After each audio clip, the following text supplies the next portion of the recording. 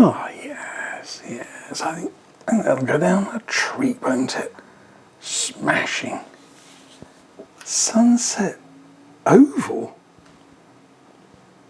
Oh, that won't do. No, that won't do at all. There. Sunset oblong. A Bob Ross classic. I'll tell him it was a typo.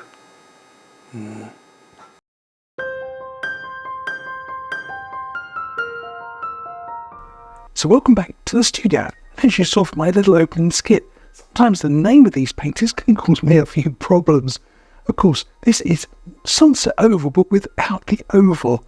And it means that you can paint this painting in whatever format you like, with or without border, with or without the oval. Whatever you do, you suit yourself. And that's what painting is really about, giving you the chance to put in or take out the different elements of a painting which you want to include or to leave out. If you think something looks a little bit on the tricky side or hard, maybe do just a section of it. Just pick a part of the painting. Every painting is designed for a beginner at whatever level. You decide which bits you paint to satisfy your own needs. Having said that, let's push on with the painting. And I'll try and get these teeth in. I appear to be breaking them in for someone else. A horse, maybe. Happy painting, people. So here's my canvas, 16 by 20, and I've decided to put a border on it, but it's very much optional. This is a wet on wet oil painting technique, and I'll be starting out with some Bob Ross liquid white oil paint. I keep some in a small airtight container for ease of application, and I use an old Bob Ross landscape brush to apply a thin, even coat to my canvas. I start off with just a small amount, hold on to the canvas tightly and scrub it in very well. But take care near this masking tape. We don't want to force that liquid white under the tape. I always brush in from the edge if I can. And finish off with some long flat strokes to even out the surface. One of the most important things you can do for your canvas is to test it. I like to use my fingertips. I'm looking for a nice clear fingerprint. As you see, just enough, but not too much. We want to make it wet enough to be able to blend, but not so wet that we can't make paint stick. Don't forget, brush out those fingerprints as well. And finally, give that 1-inch brush a nice dry clean, so I can use it again, preferably without getting it all over your hands. Those of you with keen eyesight will have spotted these map pins, one either side. This will be my horizon line. I use my 1-inch brush to measure the distance from the base of the canvas. Here's my palette. Just a few colours to start with. As I mentioned, I'm going to use that old 1-inch brush again. My first colour is Indian Yellow. Slightly transparent colour, so I'll put a little bit extra on my brush. I want a nice bright yellow centre to my painting. As the title indicates, this is a sunset painting, but one thing to bear in mind, where are we going to put a mountain? Right, so you can see that yellow needs to be extended a little further out, up to this left-hand corner, and maybe down here in the water. I want some for a reflection. Without cleaning the brush, I jump straight into some yellow ochre. These two colours like each other. They make a lovely warm egg yolk yellow colour. I'll put some above the Indian yellow and maybe a little bit down below it as well. Of course, I'll reflect this in the water as well. My next colour is alizarin crimson. Once again, I didn't bother dry cleaning the brush. This makes a lovely warm orangey peachy colour. One of my favourites. As you can see, I overlap it into the edge of the yellow ochre. So every time I add a colour, it sort of nibbles away at the previous colour. So you have to allow a little extra of each of them. I'll leave the extreme corners alone because I want to add some nice lavender tones there. My painting looks a little bit patchy, and that old brush, well, it's not perfect for blending, so I've got a nice clean fresh new brush. As you can see, I don't want any hard edges. This all wants to look very smooth.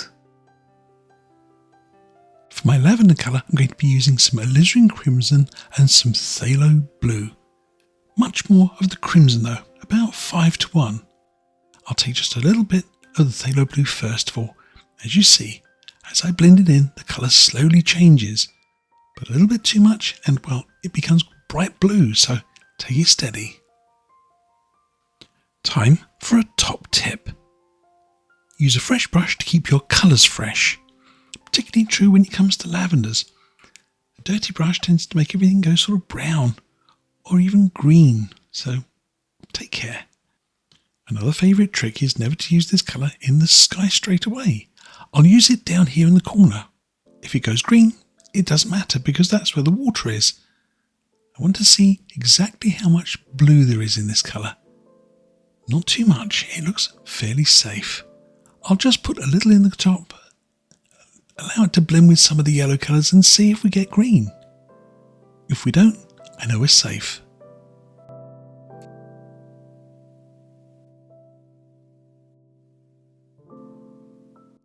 So, let's add a little bit more crimson to my sky.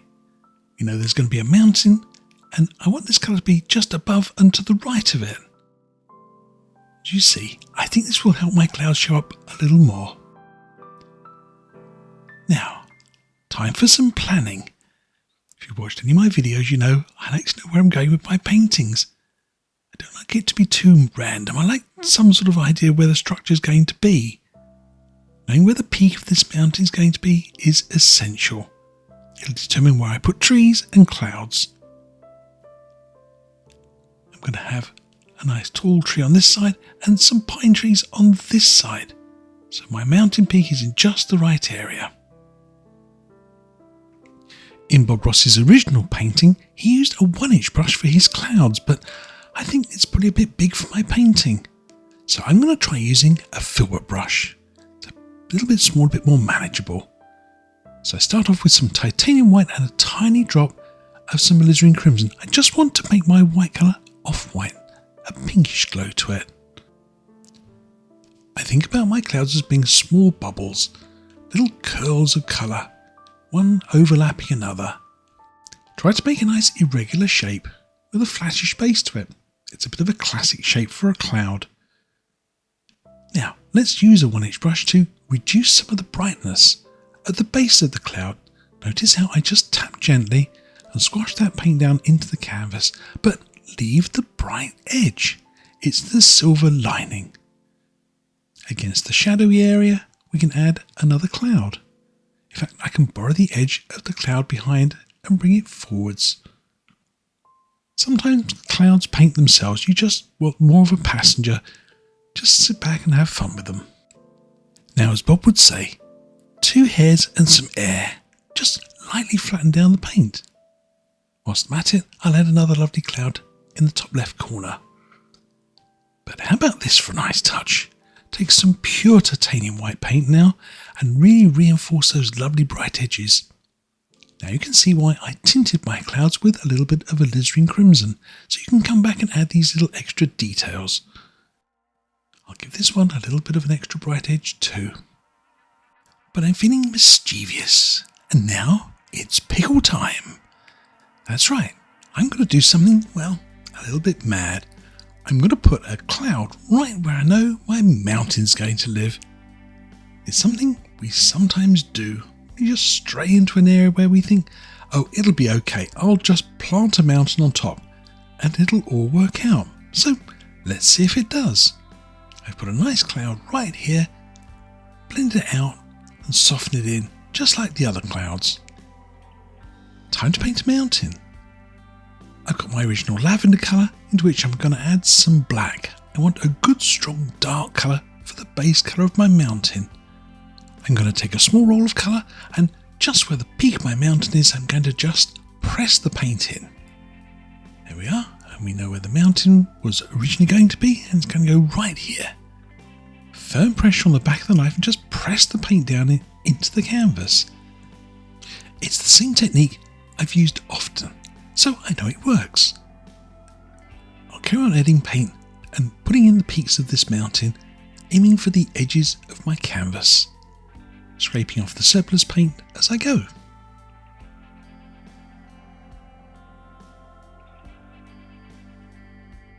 So let's just take a moment to look and see what happened to my mountain then. Well, I let my clouds drift out a little further than I'd expected and put my mountain directly on top. No problem with that. I quite like this effect of having one overlapping the other. But the mistake I made is I didn't scrape away some of the cloud first. You can see what happens here is that the cloud colour gets into the edge of the mountain and it stops being a lovely dark, sticky, dry colour. And it starts becoming this sort of sloppy grey tone. Firstly, this is going to be hard to make some lovely fresh snow show up against. But secondly, the oily white paint, which although firm, has actually affected the colour and the consistency of the paint. Trying to get titanium white to stick on top of a contaminated colour like that is going to be very difficult. I know from my own mistakes in the past. So take care when you're doing your own sort of combos of clouds and mountains. Scrape away the excess cloud first. Now, there's another pickle potential coming up over here though. I'm going to try and paint a lovely fir tree on top of this cloud. I think I'm in for a little bit of challenging. Challenging? I can't say the words again. So let's scrape off this contaminated dark base colour. I'll also scrape off the liquid white underneath it, which would affect the consistency of the paint as well. I want a good, dry, dark colour for the base colour of my mountain. It'll make highlighting so much easier. You can see as I scrape away all the surplus excess dark colour, a before and after photograph. The original version, so much paler and wetter. This one dark and dry.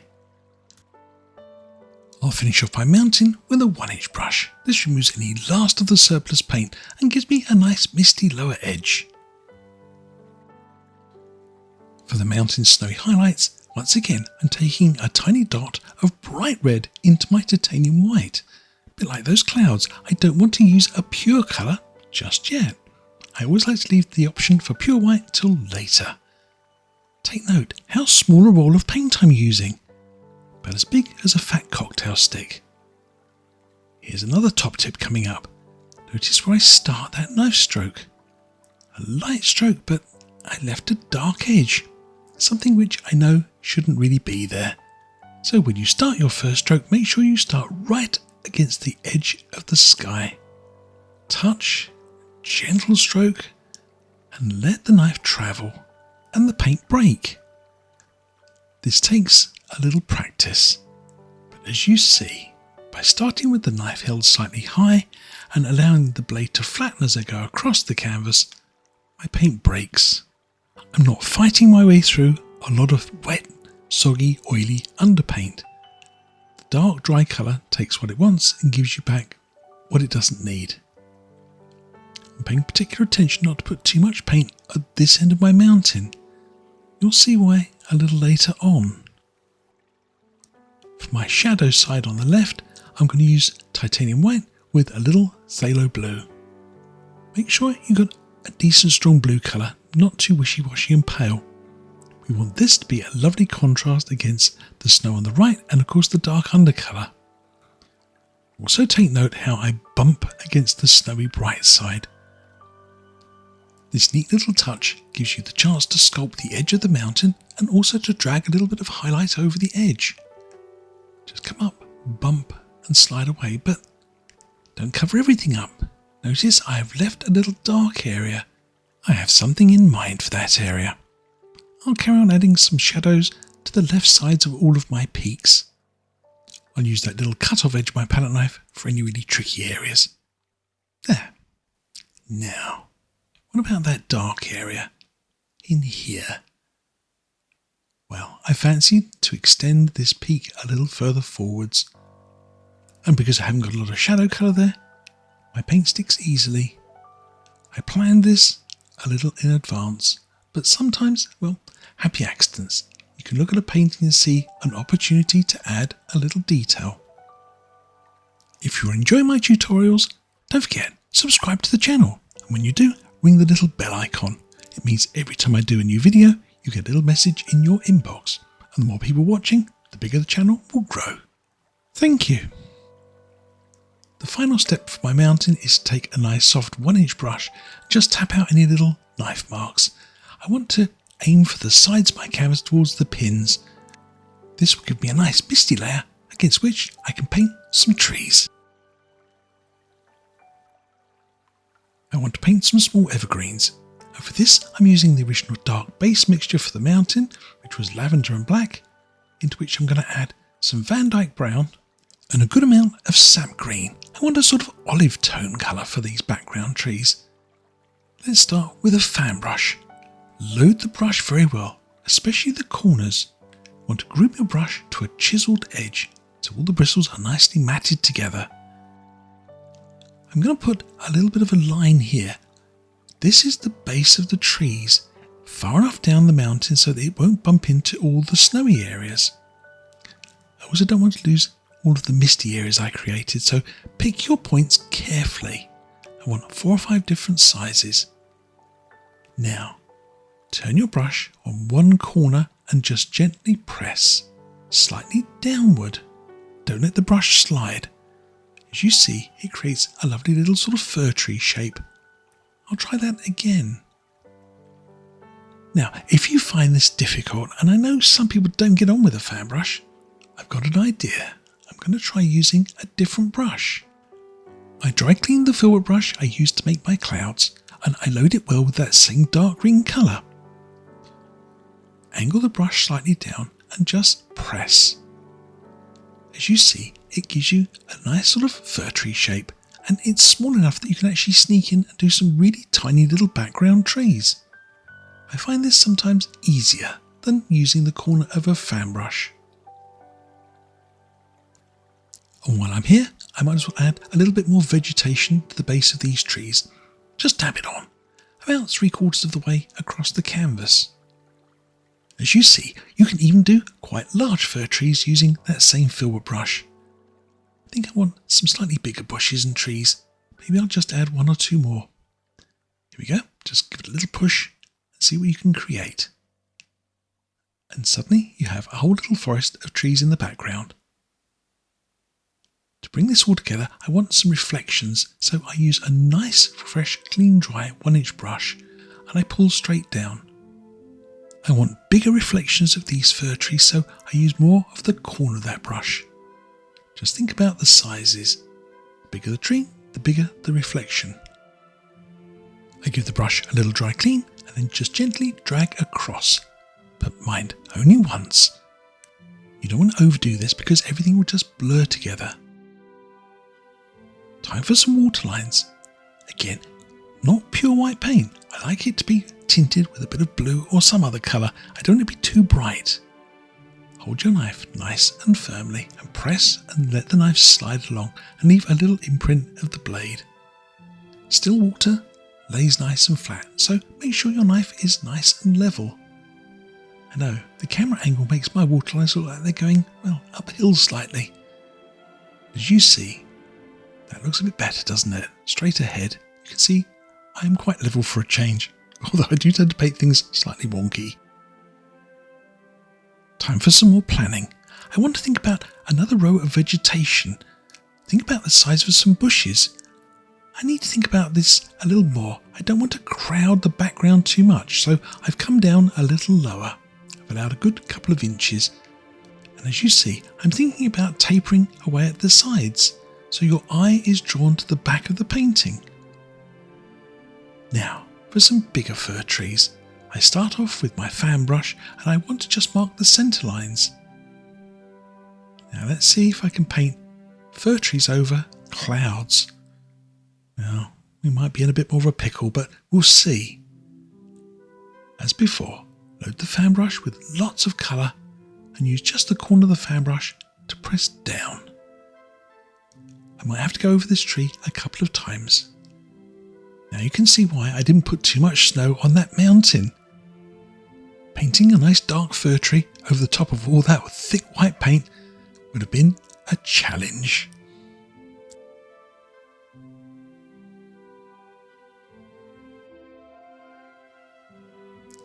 Let's see how I do painting a fir tree over the top of the titanium white we put in the sky.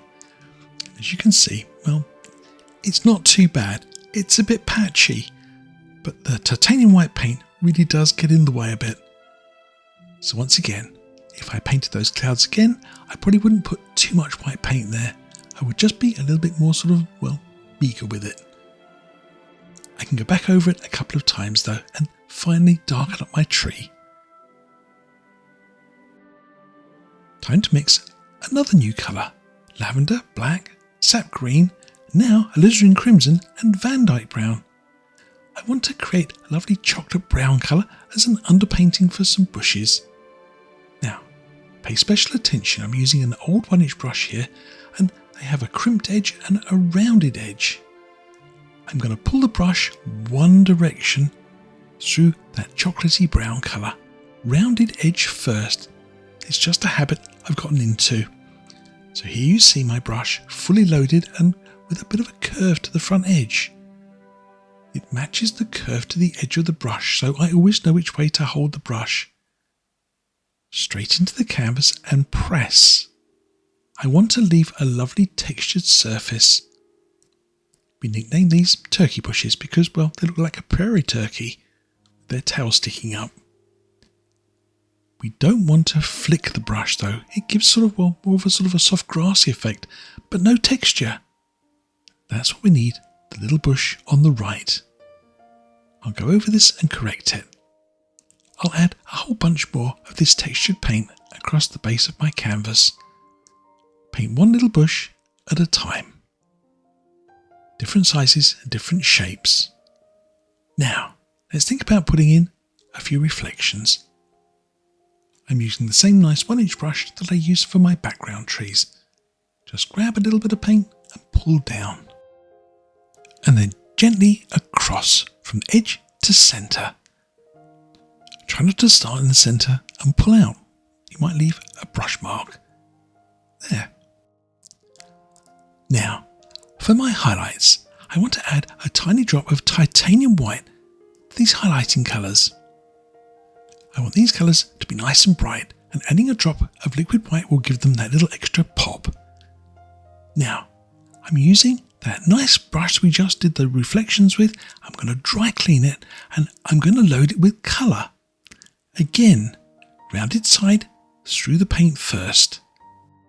Don't go into the liquid white, go into some colour first and then slowly introduce the liquid white. This way you blend the colours on the palette. If you go into the liquid white first, well, it'll just disappear up the brush. You'll never see it again. I brush mix my colours, cad yellow, Indian yellow and yellow ochre. As you see, I press into the palette, get some texture. Now, let's have a good look at the end of this brush. Notice how open and lacy it is, and the paint sitting just on the tips of the brush. It's soft paint, and don't press too hard. Around the corner of the brush as before. Once again, rounded side to the top. Now, gently, just touch the canvas and leave a little imprint of the bristles. Every little tiny dot of paint is a petal or a leaf.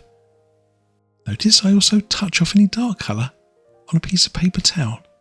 It stops my colours getting contaminated. Here you see I do one little bush at a time, refreshing my brush as I go. I leave a little dark centre, maybe I'll tuck another little bush in. Here you see a nice close-up, adding one little branch to each bush. I also want to add a little bit of colour into the water of my reflections, so with not too much paint, I just touch a little bit in, dry clean the brush, and then just add that detail to my reflections. I also want to create a little bit of a riverbank, so I take my palette knife and a small amount of that nice chocolate brown colour. Just where the bushes meet the water, I rub in a little bit of the dark to create a nice shadow. To finish this off, I'll just add a little waterline. To the left of my painting, I want to add a nice leafy tree. Does this technique look familiar? I paint one individual little one individual tree limb at a time. Luckily, I just caught the end of the land in the distance. That was a bit of luck. I carry on adding more bushes to my painting into the foreground, but I'm careful not to cover up all of this lovely reflection. Now, just as before, I load my brush with highlighting colours and touch in the shape of some of these bushes, but my brush doesn't appear to be working quite as well as it did before. No, it needs a dry clean. No matter how careful you are, eventually your brush will clog with paint. No point in trying to use that. Give your brush a nice dry clean. Get it back into good shape. With some fresh colour, you can once again paint these lovely leafy bushes.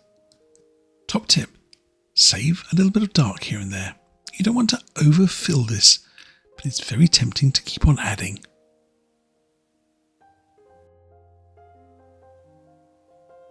For a little variety, I've brush mixed red into Indian yellow to create a warm orange colour.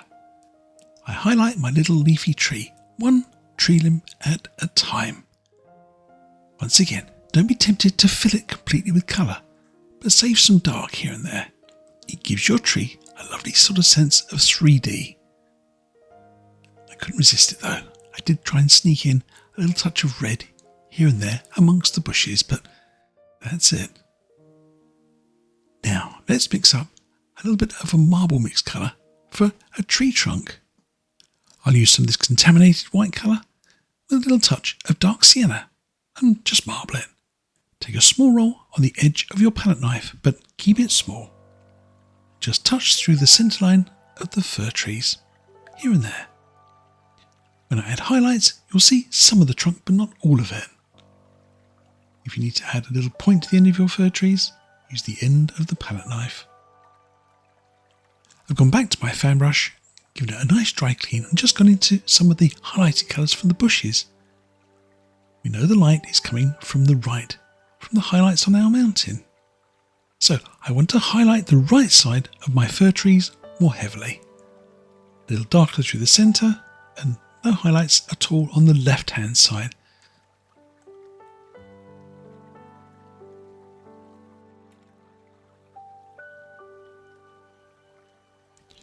To finish off the left hand side of my painting, I want some nice tree branches and trunks. I use my palette knife as a guide. I want to pick a line between the mountain and the leafy tree, and I use the point of my knife just to scratch the line.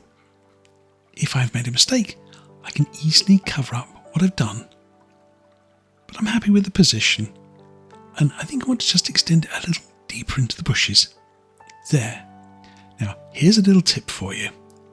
Rather than trying to paint over the top of all that thick paint, I use the small edge of my palette knife just to scrape off some of the paint. I start on the point at the top of the canvas and let the knife flatten out as I get towards the base of the trunk. This gives me a slightly wider clean patch to fill. I'm going to use Van Dyke Brown and a little roll of it to fill in the shape of the trunk. Notice the knife stroke. I'm doing a sort of rounded stroke. I want my tree trunk to look three-dimensional again, not just flat. This is good practice because the highlights are done exactly the same way. It's lucky we didn't have a very big cloud at the top to cover up. And of course, I also didn't put very much snow on the left side of my mountain either. Again, I planned ahead. For highlights, I take my marble mix, add red, some of the yellow tones to it, and what's left of my white with a bit of blue through it. Again, a nice marble mix, a small roll of this colour on my palette knife, and once again, think about doing a nice rounded shape. It's a very quick, short stroke. Touch and lift almost immediately. Let the paint break. The Van Dyke Brown is very dark and sticky. It'll take what it wants. This needs practice. It took me quite some time to master this stroke, but, well, in time I got it quite nice. I'll give this little tree a touch as well. For my tree branches, I prefer to use linseed oil to thin down some Van Dyke Brown on a liner brush. I hold my brush well back and paint with just the very point. Older branches face more horizontal and the newer branches face more upright. So, gentle touch, point of the brush, and just gently come out to the side. You see, I'm floating literally on the point of the brush. Once again, the lack of snow on that mountain helps. I go along the tree trunk several times, branching off at different points. This helps my branches grow a little in width without becoming sort of too thick. Add more branches, more upright as you go, and allow some of them to cross in front and behind the trunk.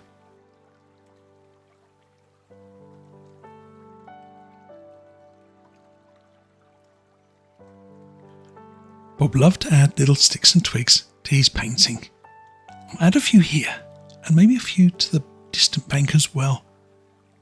These little extra details are what elevate your painting to a different level of quality. Spend time adding them. All these little extra touches are what your viewing public love to see, so don't disappoint them. I'll even add a few little suggestions of a tree trunk or two on the very distant bank as well. So my painting's complete. Just one more thing to do. That's right. I forgot to sign it. No, just kidding. It's time for the big reveal. Now, gently does it. Get hold of that tape and gently pull.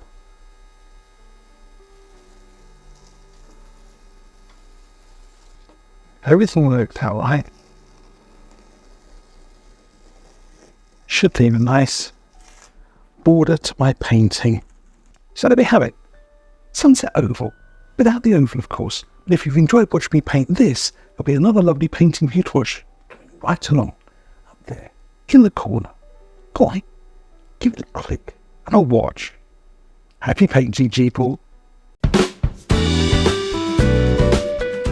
Reason why? Well, I was thinking ahead. And this is something which I'm going to encourage you to do. And then discover that you sort of paint yourself into a bit of a corner. I suppose that's what you might call the mountain in the corner of the room, maybe. Not an elephant.